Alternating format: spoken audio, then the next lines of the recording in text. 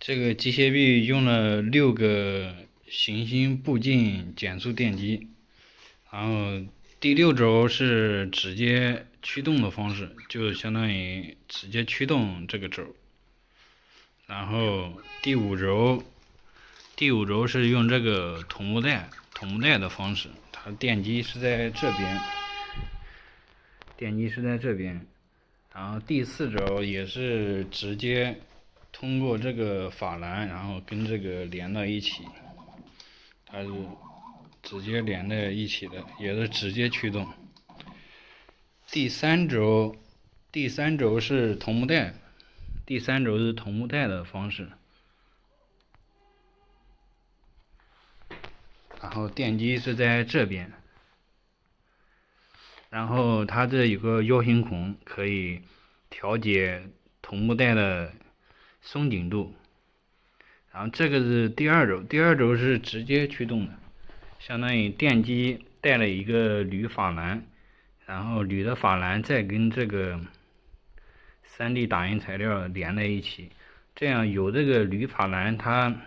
连的更紧固一点。然后第一轴在下面，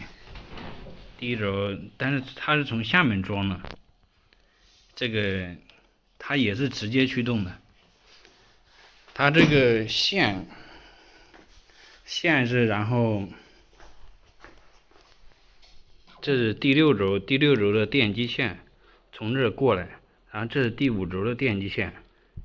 然后从这过来，然后这还有3根线可以插那个舵机，然后这有2个气管，也是从这上面中间有气管连接的，然后从这过来，然后从这中间过来之后，再从下面，然后这4轴的电机线也一块过来，然后一块走到这之后，然后这第3轴的电机线，然后一块过来，然后从这个电机下面进去之后，然后这气管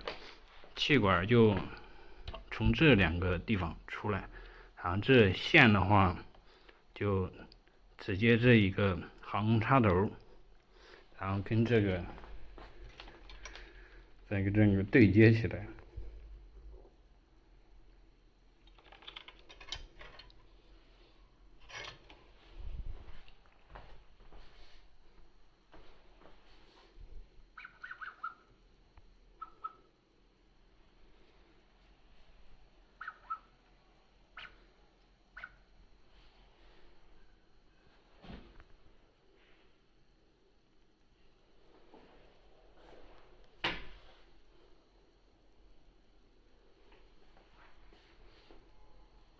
这个吸盘就用这个气泵，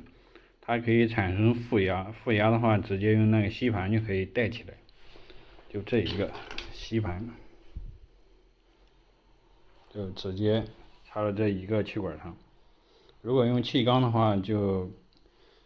也可以了，然后要用2个气管。